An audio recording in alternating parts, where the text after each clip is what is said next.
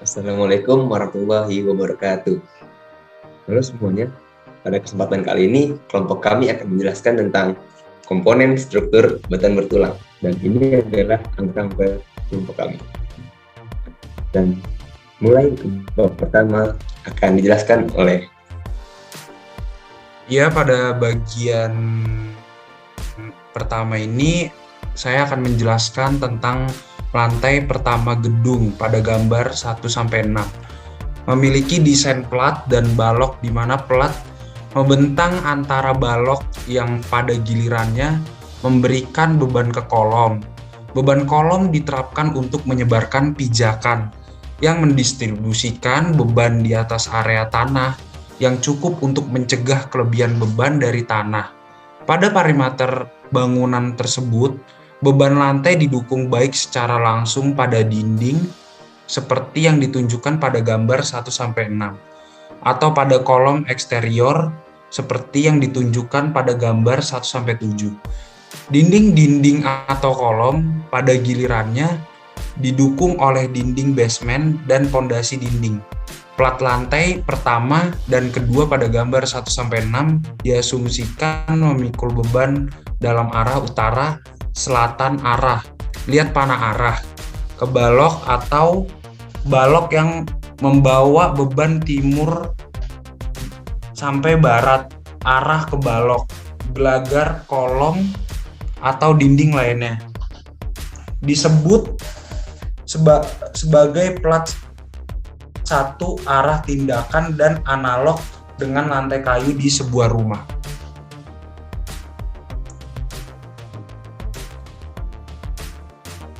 Beton bertulang. Berdasarkan SNI 2847/2019, beton bertulang merupakan material yang dominan menggunakan pada dunia konstruksi bangunan dibandingkan material lainnya seperti baja dan kayu. Bahan beton mudah didapat. Beton merupakan bahan komposit yang terdiri dari semen, air, dan agregat atau dan lainnya. Pada gambar ini saya akan menjelaskan bagaimana proses terjadinya beton. Dari beton ke material komposit. Dari material komposit terdapat ada 3. Yang pertama ada pasta semen, yang kedua agregat, yang ketiga rongga kosong. Dan agregat dibagi menjadi 2, agregat halus dan agregat kasar. Dan untuk yang ketiga kalinya ini ada rongga kosong dibagi menjadi 3 bagian. Yang pertama mempengaruhi tingkat porositas, yang pertama juga beton mutu tinggi dan beton mutu normal. Jenis-jenis struktur beton bertulang. Yang pertama ada balok, yang kedua ada kolom, yang ketiga ada plat. Baik, saya akan melanjutkan presentasi mengenai kolom. Kolom adalah batang tekan vertikal dari rangka struktur yang memikul beban dari balok. Kolom merupakan suatu elemen struktur tekan yang memegang peranan penting dari suatu bangunan, sehingga keruntuhan pada suatu kolom merupakan lokasi kritis yang dapat menyebabkan runtuhnya lantai yang bersangkutan dan juga runtuh total seluruh struktur.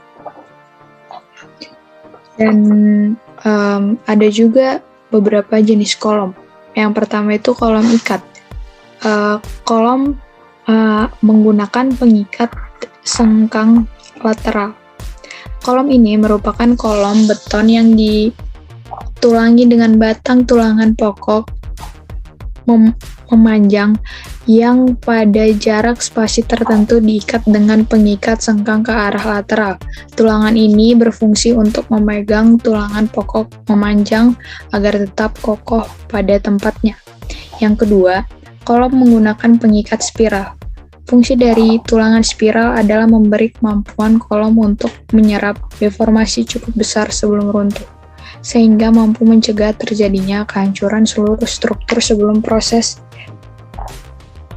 redistribusi momen dan tegangan terwujud. Yang ketiga, struktur kolom komposit. Merupakan komponen struktur tekan yang diperkuat pada arah memanjang dengan gelagar baja profil atau pipa, dengan gelagar baja profil atau pipa dengan atau tanpa diberi bata tulangan pokok memanjang. Baiklah, saya akan menjelaskan tentang balok. Balok adalah elemen struktur yang berfungsi menyalurkan beban ke kolom dan bagian dari struktur inti bangunan selain kolom dan pondasi. Menurut SNI 2847 tahun 2019 pasal 9 tentang balok halaman 178. Ketentuan pada pasal ini berlaku untuk desain balok non-prategang dan prategang. Pada balok prategang harus dipertimbangkan tekuk badan dan sayap tipis. Jika terdapat kotak yang berselang antara tulangan prategang dan ducting yang melebihi ukuran, komponen tekuk di antara titik kotak harus dipertimbangkan. Nah, jenis-jenis balok. Berdasarkan SNI 2847 tahun 2019, jenis-jenis balok yaitu yang pertama balok T, yang kedua balok prategang, yang ketiga balok non-prategang. Apa sih balok T itu? Balok T itu adalah balok dan plat beton yang dicor secara bersama-sama, di mana antara balok dan plat menyatu secara monolit, sehingga ada bagian plat yang bekerja bersama-sama dengan balok dalam memikul beban. Pada kondisi ini ada bagian plat yang berfungsi sebagai sayap atas dari balok. Terus balok prategang. Apa sih balok prategang itu? Nah, balok prategang itu adalah balok yang harus dipertimbangkan tekuk badan dan sayap tipis. Jika terdapat kotak yang berselang antara tulangan prategang dan ducting yang melebihi ukuran, komponen tekuk di antara titik kotak harus dipertimbangkan. Nah, untuk balok prategang itu adalah balok yang tidak tertumpu atau melekat pada partisi atau konstruksi lain yang mungkin rusak akibat lendutan yang berat. Ketebalan keseluruhan plat H tidak boleh kurang dari batas minimum. Nah, untuk contoh-contoh dari jenis-jenis balok itu bisa dilihat gambar. Pondasi. Menurut SNI 2847 tahun 2019 halaman 259 pasal 13 pondasi. Pondasi adalah salah satu elemen struktur bawah bangunan yang langsung berhubungan dengan tanah yang berfungsi menyalurkan beban dari struktur di atasnya ke lapisan tanah pendukung. Klasifikasi pondasi. Yang pertama itu pondasi dangkal. Pondasi dangkal didefinisikan sebagai pondasi yang mendukung bebannya secara langsung, seperti pondasi telapak, pondasi memanjang, dan pondasi rakit. 2. Pondasi dalam. Pondasi dalam didefinisikan sebagai pondasi yang meneruskan beban bangunan ke tanah keras atau batu yang terletak relatif jauh dari permukaan. Macam-macam contoh tipe pondasi.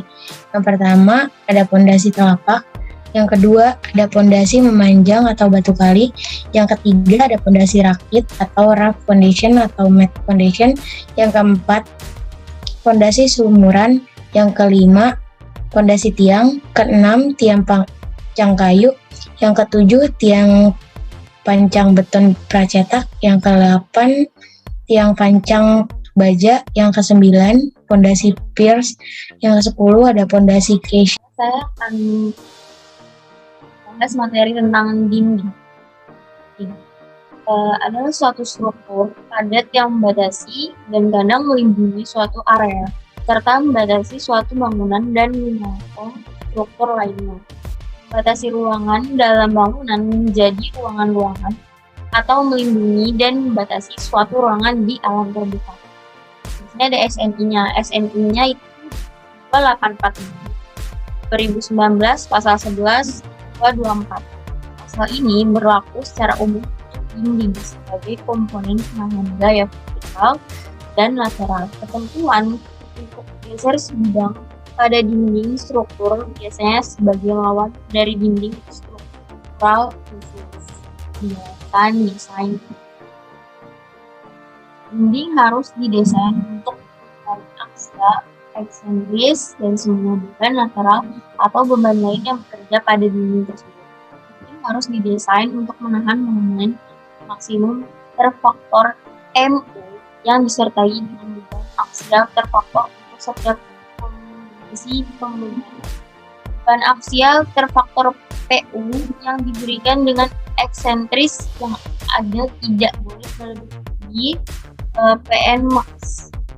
Syaratan ketebalan minimum tidak perlu diterapkan pada dinding dan eksterior basemen dan dinding fondasi yang biasa. Ketebalan dinding minimum itu harusnya sesuai dengan tebal 11,3.1.1. Dinding yang lebih tipis diizinkan bila hasil analisis struktur menunjukkan kekuatan dan stabilitas yang mencukupi. Ada bel minimum dindingnya. Ya, sekian dari kelompok kami. Kurang lebihnya mohon maaf. Assalamualaikum warahmatullahi wabarakatuh.